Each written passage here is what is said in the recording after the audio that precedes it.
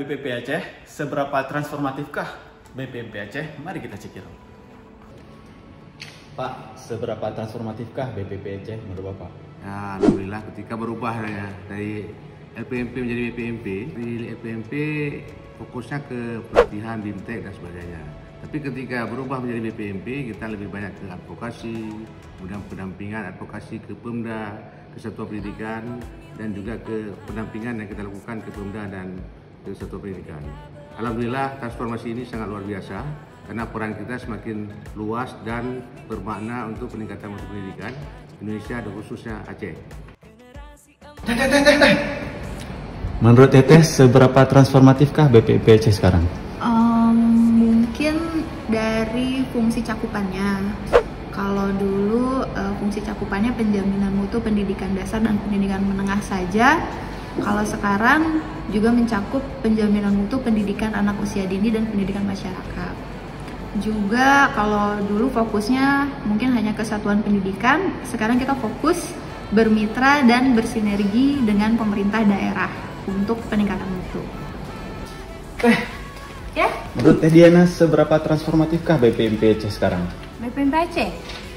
Oh, sebelumnya di LPMP ya? Kalau menurut saya, yang saya rasakan, waktu dulu saya merasa, maksudnya hanya sedikit program-program yang saya tahu. Kalau sekarang banyak sekali coaching-coaching untuk para pegawai, sehingga pegawai tahu program-program yang sudah dijalankan oleh BPMP.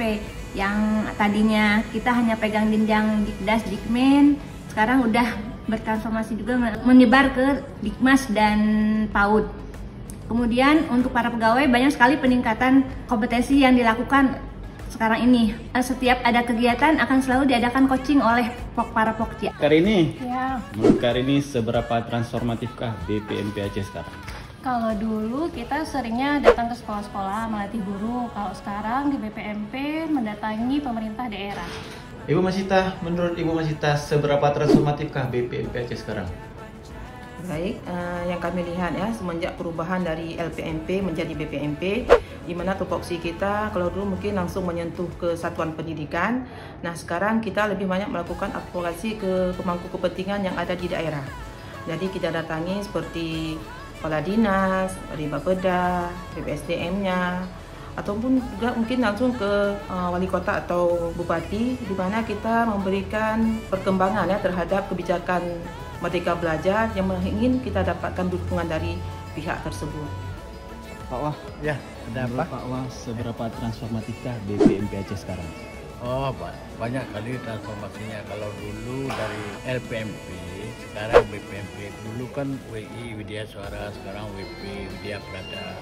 Kalau dulu kami di LPMP fungsinya di Jati, mengajar dan melatih. Sekarang advokasi. Kalau dulu sasaran kami para guru, kepala sekolah dan tengah sekolah. Sekarang advokasinya dengan Pemda, yaitu kepala daerah, Bapeda, DPR, dan Dinas Pendidikan.